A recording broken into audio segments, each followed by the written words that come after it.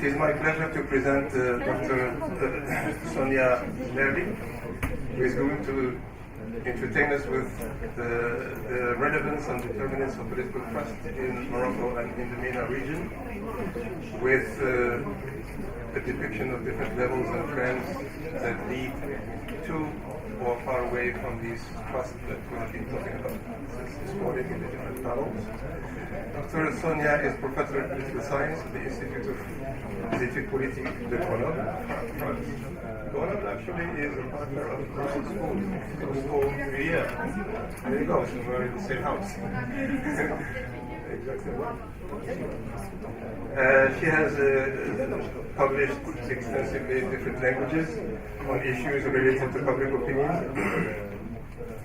She also has contributed and co-edited the Handbook of Political Trust and the Psychology of Political Communicators, among different other things that were published by Routledge and different other prestigious publishing houses. Dr. Sonja, the floor is yours. I guess you have about 25 minutes. Thanks a lot for a very nice introduction. And first of all, thanks so much for your invitation to Mohammed and to Nur Sadat. I really want to say thank you for this wonderful welcome. And maybe I have to explain a little bit why I'm here, not necessarily here, but here. I received the invitation, probably like many other contributors as well, from Mohammed. And he said, well, would you want to come and talk about political trust in Rabat? And I said, well, that sounds really very interesting. I'm very attached to the region, although I don't know anything about it. But the first and most important question was, okay, I will, but how much time do you give me? And then he says, well, maybe something like 15 minutes. So I was really pushing for more time. And then eventually I found myself in this slot now having 25 minutes, which then put me into another problem, like, what shall I talk about for 25 minutes? And now the problem is even bigger, because after having heard all those wonderful presentations, I find myself in a situation where I may tell you a few things that you have already heard, obviously, so there may be some repetitions, generally speaking, but I hope that I can also give you some other perspectives when talking about political trust. I have to admit, really from a very scientific perspective, which means that there is going to be quite some theory. There may even be some methodological issues that I want to address. And then last but not least, I really would like to show you my results of the analysis of the Arab Barometer on Morocco, Egypt and Tunisia, 3 countries of that region that of course went through the Arab Spring, but each of it with a different outcome, and then later on of course discuss with you if there is still time for discussion. So of course we are here to talk about political trust, but now I would like to put on my scientific hat and ask, okay, so initially, why did we care? And when I say we, I'm talking about scholars that were concerned with political trust. And as Mohammed has already introduced and alluded to in his introduction, while this whole kind of discussion was initiated by this very famous book on civic culture by Almond and Verba, published in 1963. And their main claim was the idea of what makes political systems stable. When can we expect political stability?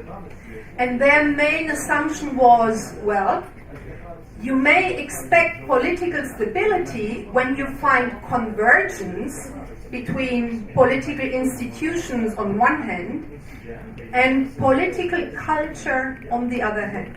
So when these two regime principles on one hand and attitudes of the population on the other hand, when these two converge, you may be pretty sure that the regime is rather stable, which in and of itself can be a worth, right? Can be quite a value. And when I talk about political culture, those who are in political sociology they think of people's cognition, emotion, and evaluation of political objects. Okay? It's a neutral term. It does not mean that it's positive just because we talk about culture. So culture usually is positively connotated. No, the political culture doesn't mean anything. It's just the sum of everybody's attitudes towards political objects. So, and then they started talking about regime support. And you can imagine, according to this definition, this political stability then relates to democracies and to autocracies alike, right? And I hope you see that I would like to come back to this aspect a little bit further on. And then when things evolved, more and more research was done, and of course also with the development and the implementation of many population surveys, and the ideas of how can you operationalize regime support best.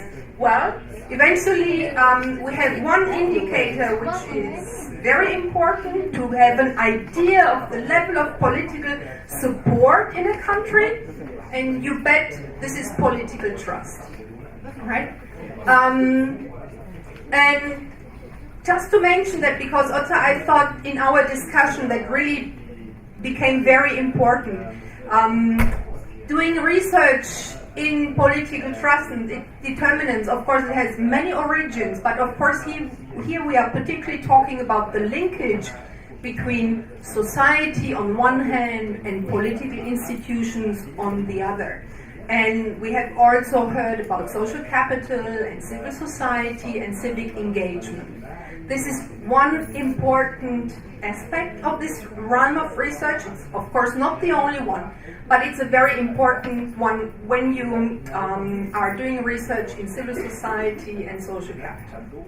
And these terms are proxies for social cohesion. So for example, if you have a high level of social trust in a society, you may infer from these results that social cohesion is pretty high. Well, and we know that also based on many quantitative studies that social cohesion comes with a lot of positive consequences, right? So eventually, social cohesion, contrary to political culture, is certainly something which is connotated positively, and rightly so. We have also heard from different theoretical angles when talking about social capital. We heard about Bourdieu, Coleman, Fukuyama, and Putnam. Well, Bourdieu, he was pretty critical. I mean, for him, social capital is not something that you would really want to achieve. Coleman was also more a structuralist and had a more positive view on social capital and how it can promote you in your educational career, for example. But Putnam, his research has become very, very important for political scientists with his famous book published in 1991, Making Democracy Work. So he was the first one, and I think that is why for political scientists, and particularly for us here, as we are so concerned with political trust, his findings and his theory is so relevant for us. So just to kind of summarize a little bit the main ideas, so he is more the one who is into this so-called bottom-up approach. So his assumption is that where you find vivid civil societies, so many people organize themselves in many associations on a voluntary basis in the sphere of civil society which is uncoerced by the state or by the market. That is where social norms and good citizenship may thrive. People become more interested in the common good. That doesn't mean that they exclude their own interests, so we don't have to be naive, but beyond the own interest, they become more interested in the common good. They may, of course, also learn how to cooperate. They become more interested also in political procedures. And they are certainly also more politically active and also more trustful in political institutions. And this has yet another effect. So you imagine when you have to deal with a population that has all these positive characteristics, and you are a politician and you would like to implement a policy. Of course, if you have trustful citizens who are also willing to comply with the rule of law, you can implement your policies much more effectively, and you don't need as much monitoring of citizens and not as much sanctioning of them, right? So you see there's some win-win situation. This is the idea of the bottom-up, right? That's yet another question that we are asking here. What comes first, the hen or the egg? I don't know whether this is the hen or the egg, but who cares? So, but then there is the other idea, and this is where Putnam was criticized, because he was a big defender of this bottom-up approach. So you just have to have a vivid civil society, and then eventually you just need some time. Actually, he was arguing that based on his Italian study, he had this 1,000 path dependency. So he said, well, because we had these civil society in the Italian, Paola, help me, what is it in English? No, it's the towns, the cities. No, it's the north, I mean like Turin, the citizen, sorry? No, I mean the cities in the northern part of Italy who were independent some 1,000 years ago. So that was his argument. You just have to wait, just be patient. So 1,000 years later, the society will benefit from these very positive constellations that were in effect at that time. Well, and of course you can imagine that there were a number of other scientists who were not very happy with that. And then they were arguing that eventually what we really need are political institutions and political actors that are trustworthy and create the sphere where citizens also can trust each other. Because eventually this always comes at a risk, right? I mean, we would not need trust if there was not some kind of risk related with it. Otherwise we may exchange the term, but trust is really always related with risk. You may want to give something and you may expect something in exchange, and your expectation may always be disappointed, for example. This is a very reciprocal and very personalized approach to this idea of trust and cooperation and the norms of reciprocity. So the argument was, in the first place, we need really trustworthy political institutions, and where we really can count on also the effectiveness of the rule of law. So whenever there are fellow citizens who are breaching the law, they will be persecuted, and we can trust on this. And this eventually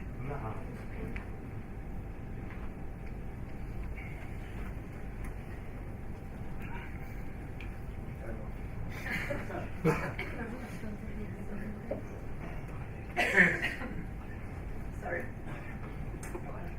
And this will create this trustful atmosphere, and of course with this also come politicians who are more responsive to citizens' preferences and needs, and eventually with new data at the individual level, particularly panel data, meaning that we collect data from the same individuals over different periods of time. This is this kind of data that we can really try to trace down this cause and effect relationship. And recent analyses suggest that indeed the cause are rather trustworthy institutions rather than a vivid civil society. This is not to say that there is no interrelationship between the two, and they would not reinforce each other. Okay, it's not black or white. There is really an intrinsic relationship between these two spheres, if we consider them as separate entities. But if we really want to trace down what may be more important, we may end up paying more attention to political institutions in building social trust than civil society in building political trust or trustworthy political institutions. Just to also to warn a little bit maybe of this idea that civil society may hold the solution to all the problems that we may face, no matter which society. I know that's also a very blunt description, but I just try to caricature this a little bit. Well, now I would like to talk a little bit with you about the methodological aspect of political trust. What exactly are we talking about? And here I have to apologize because I'm really going to take on more an empirical perspective. This is not very theoretical. This now is very empirical.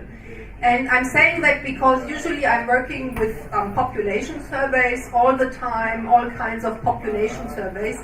And there are specific methods that you may want to test and see whether different objects of political trust that are usually included in population surveys, whether they are intrinsically related with each other or not. So there are specific techniques. And these techniques keep telling us, in democratic societies, I have to add that, so there is not much research on authoritarian or autocracies, I have to say, but research so far on democratic societies is telling us that political trust is a one-dimensional concept, if you will. So our regular items that we measure would be trust in government, trust in parliament, trust in the police, we already heard about that, trust in the legal system, I'm sure I have, trust in political parties and politicians. So these are the entities, and you see it's also rather national entities, and when we conduct these kinds of techniques or these analyses, we usually find one dimension, and that means that the assumption that, for example, you may have high trust in government in a country, but very low trust in the court system is rather unlikely, right? So because these different objects are correlated with each other, you may think of some kind of clusters. And indeed, I mean, as I said, I have done a lot of analyses on democratic societies, and particularly in Europe. And there is nothing else to say that it is so heterogeneous. So we do have regions in Europe where you usually find high levels of trust. Of course, it's the usual suspects that had already been mentioned here. It's the Scandinavian countries, right? So they are also, over in a longitudinal perspective, they are pretty stable, pretty high.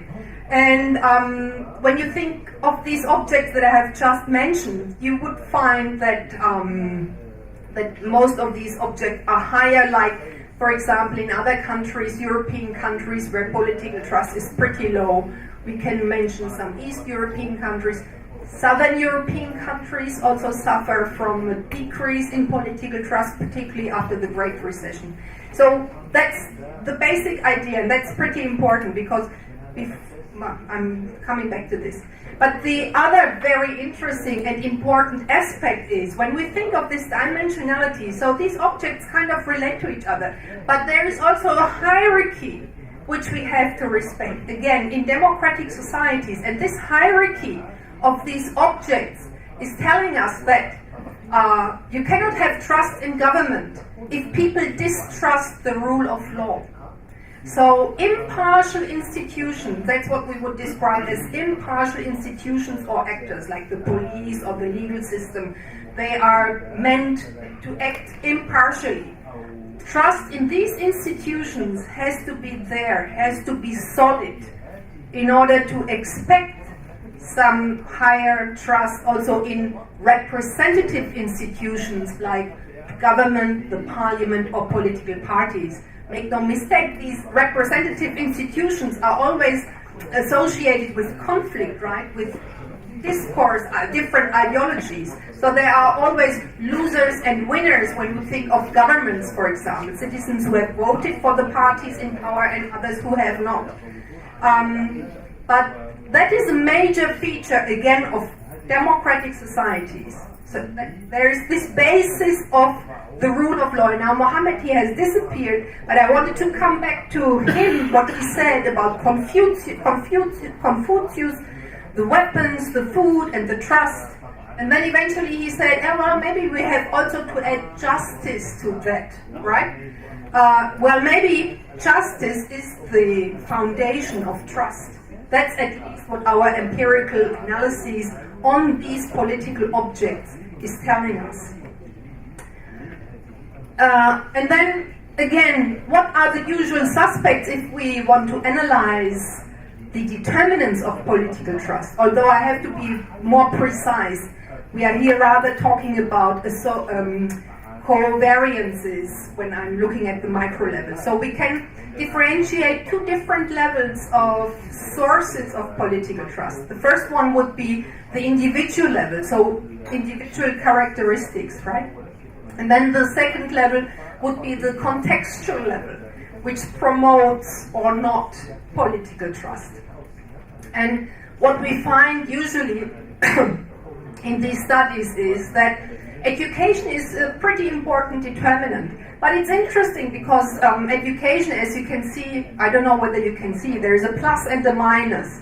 Meaning that education can have a positive impact on political trust in democracies where quality of government is quite high.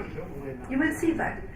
But in democracies where the quality of government is pretty low, people who are highly educated or more educated are less trustful. So we assume that it is particularly because maybe they understand the complexities of politics a little bit better, and maybe they have different expectations that are more easily disappointed. But there is this interesting difference of education, again, in democratic settings. And then what is usually always positive is the perception that the politicians or the political system is responsive to citizens' needs. That is without exception. With regard to political interest, usually yes, you would find a positive relationship. People who are politically interested, they may also be more trustful. But again, here we also can find negative impacts. But usually it's a positive relationship. And then social trust. Here we are with our social capital theory and civil society. So for all those who miss the relevant data, social trust is a very nice proxy for all these conundrums of social capital and civil society. And what we find in democratic societies each and every time, but I have to make a reservation here because it also depends a little bit on how the dependent variable is measured, is coded. But usually you find a positive, consistently a positive and meaningful association between social trust and political trust.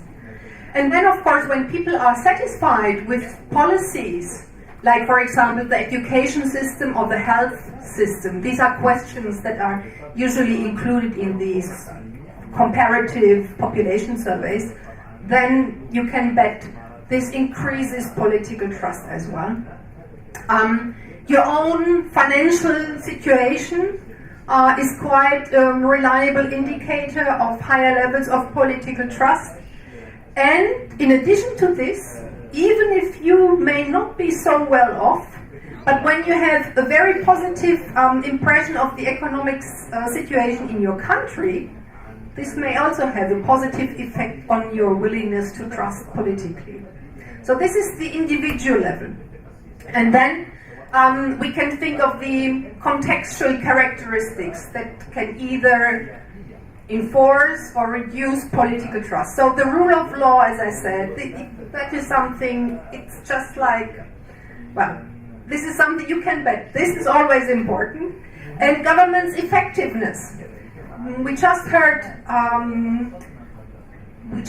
a presentation on the slowness of the parliament in Morocco, and that this is really also wearing out people who are interested in implementing the constitutional reform. So that is not very effective with regard to this indicator. Economic growth is very interesting. Sometimes it turns out to be relevant, sometimes it does not. So it's not necessarily where the economy growth at a rapid pace that we would expect automatically a positive outcome on or a positive effect on political trust. There is another thing that has been mentioned already before. It's the negative impact of economic inequality. I think it was early in the morning someone mentioned that here in Morocco the gap between those who have very little and others who have much more is also pretty stark, and that the middle class is kind of missing. So that goes right to this point here. Corruption, I think that has been like, we kept mentioning corruption all the time. Well, this is of course not a surprise that it also features here on the list. High levels of unemployment, and we can see that in Southern Europe, right? So when we do some longitudinal analyses, we can see that with the rise of the unemployment, well, and also the other negative developments of macro level of economic indicators, but unemployment is a very important indicator for lower political trust. And when you have a society where social trust is pretty high, even if you do not trust anybody at all, but if you live in a society where social trust is abundant, you may be in a situation where you're also more willing to trust politically. And then, lastly, we have also mentioned that just lately the rise of populism in Europe and in the United States, which of course is accompanied with political polarization. We can see that in Great Britain right now. There's another example of political polarization, and that of course is not very reinforcing if you want to trust government, parliament, when you have to do with political elite who are totally unable really to come to a compromise, to cooperate, which is at the basis of trust. You may expect that this has also a negative impact. So, long story short, when we talk about political trust, measuring political trust in population surveys, what then do we measure in non-democratic societies? And I think this is, for me personally, the major point that I want to stress. We talk about political trust all the time, and I have presented to you like a summary of major findings. But the bottom line is, when we talk about political trust in the MENA region or in other regions that are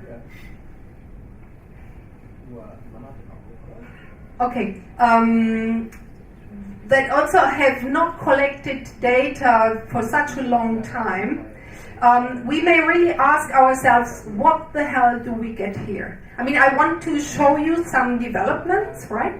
And I cannot tell you exactly what the people thought when they gave these answers. We have, for example, the idea of political fear. I mean, political trust is a very sensitive question.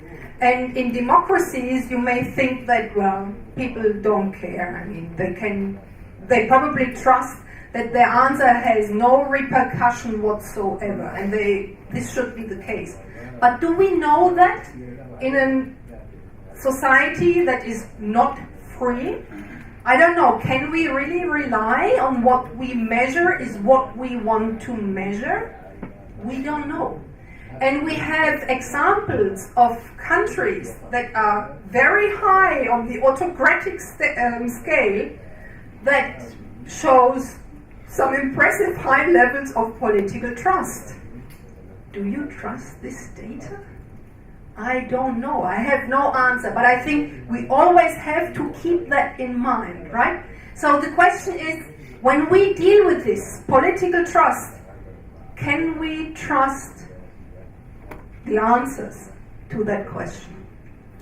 The other aspect here is, I want to take up what Paola has mentioned, is that, okay, maybe in authoritarian societies, political trust is a little bit different from what we understand in a democratic context. Maybe here it's more about the anticipation of what I can expect as behavior. I hope I kind of, yeah? Maybe this is something that we have to take into consideration. Again, it's not necessarily a trustful relationship where I also expose myself to a risky situation. But maybe it's really more about the, okay, I trust that if I do this and this, that and that will happen. Okay? And then there is yet another argument. And I'm really fascinated by this research. I'm sure you know her, because I think it makes so much sense, and in some parts this data that I have analyzed is also kind of showing that. It's the research by Amaneh Jamal, and she has conducted a comparative study in Palestine, Morocco, and I think also in Jordan, the third country I don't remember anymore. And she's coming up with a totally different argument. She says, okay, you find, also in the Arab world, you find a positive relationship between political trust and social trust. But this is different. This trust relationship is different. It is more a relationship based on patronage, right?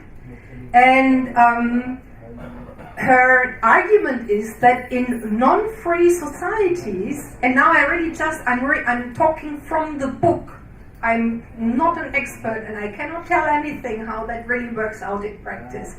But according to her argument, she says that in non-free societies, civil society associations are also very constrained, more or less. There are some who may be very free in the sense that they are also getting subsidies from the state.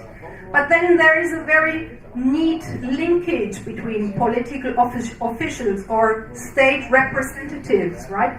And they may be more attuned to these institutions and these actors. And this kind of social trust then that we measure there is not necessarily the trust in the generalized other, but more into those with whom I'm in contact, who can also, who may reciprocate in a sense that I may benefit financially, materially from these kinds of relationships.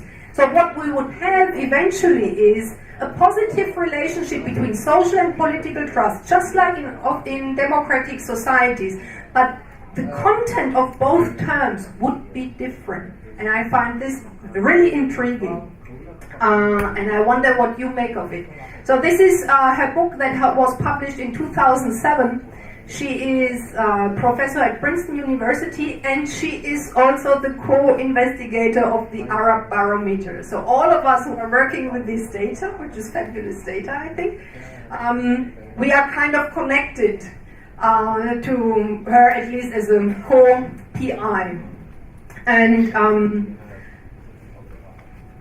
And what is even more intriguing is that people in these countries that she has analyzed, who are not active in voluntary associations, who are less trustful, they endorse democratic principles. And that's the point. So she asked the question, do we really want to have social trust and political trust eventually? So, or is it from a democratic normative viewpoint more something like, or is it rather, well, something that is impeded by the non-free environment, the flourishing of democratic principles, right? So, and I'm sure I'm overdue, right?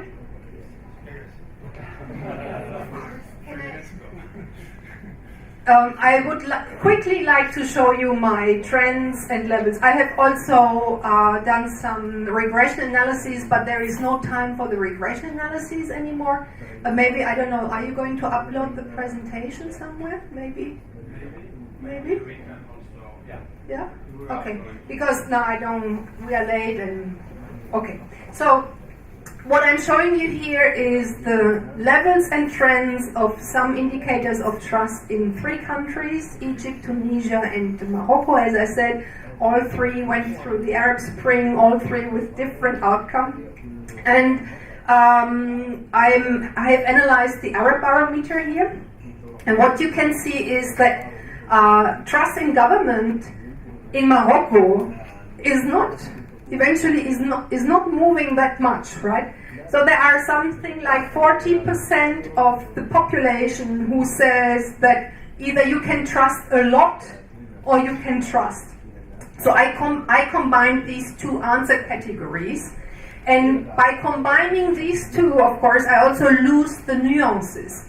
So what happened over time is that the share of people who said I trust very much became much smaller, and the share of people who said I trust became much bigger, which eventually, at the aggregate, it looks as if nothing is happening, but that's only half of the truth. Okay? Well, what can we see in Egypt? It's the red line. Well, I think this is the expectation of the Arab Spring in 2010-2011, and I checked the technical report. The data was collected after Mubarak was ousted. So probably these are high expectations that are expressed themselves. And then in 2012-14, yet another very critical period in Egypt where trust in government plummeted and then lately has risen again. I'm not sure. 70% of the Egyptians have trust in government. Even for democratic standards, this would be very, very high. So I'm not sure.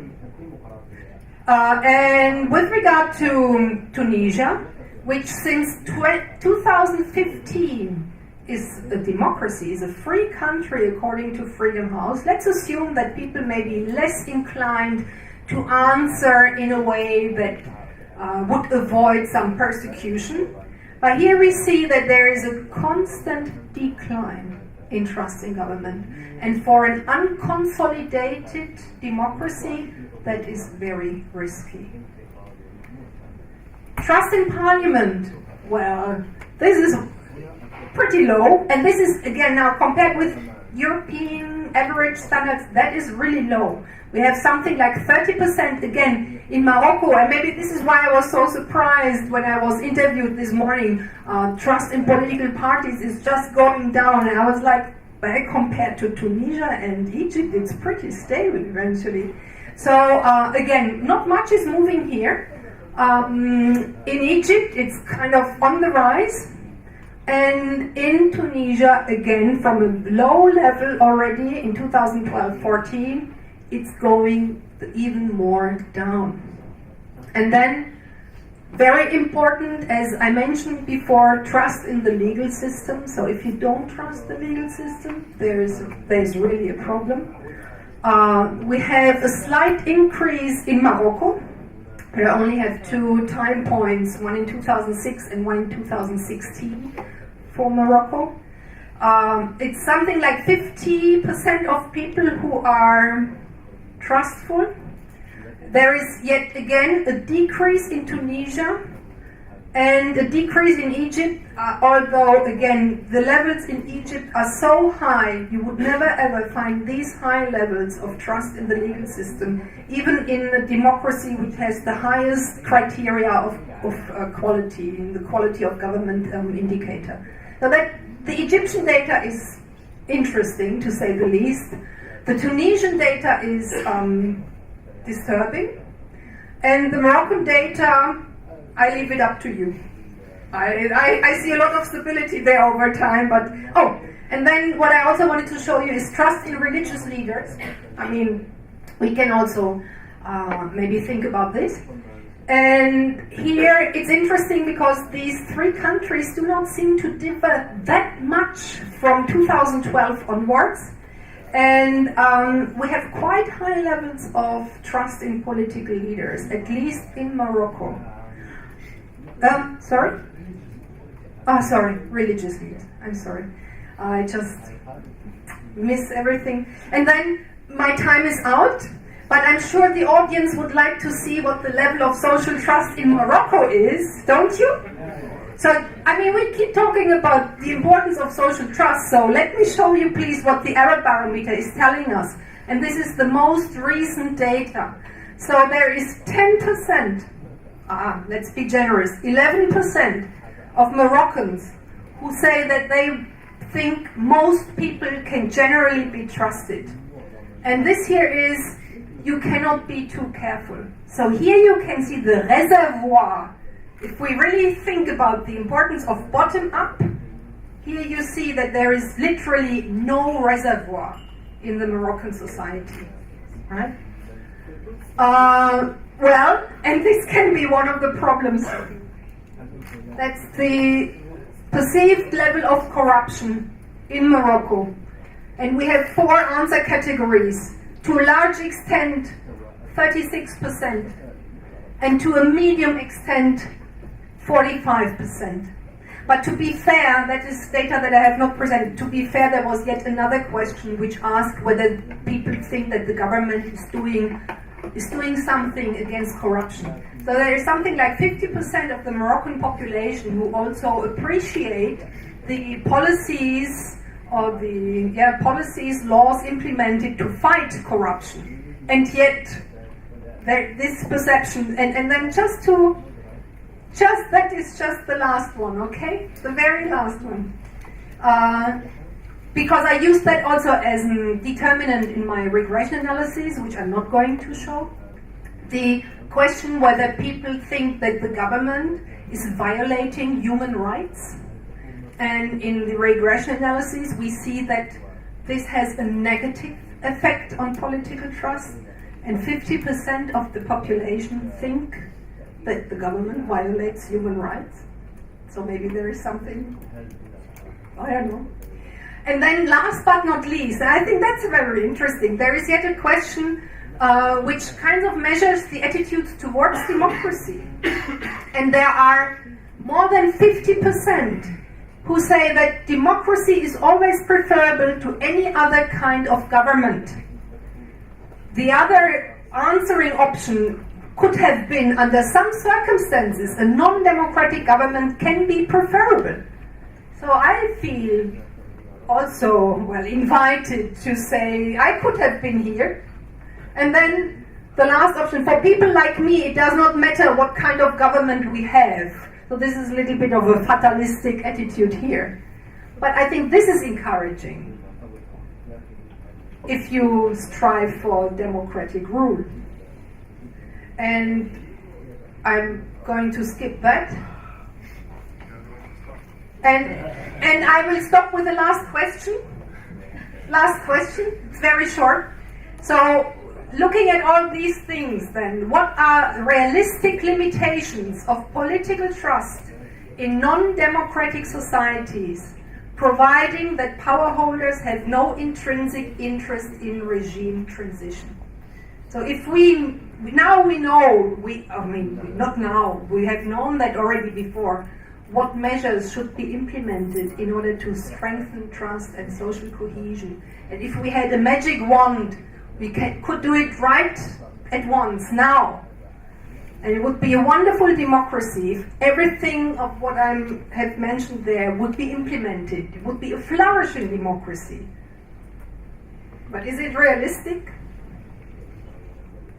Where are the limitations in a non-free society? not thinking of the people, but more thinking of those who hold the power. Thank you so much.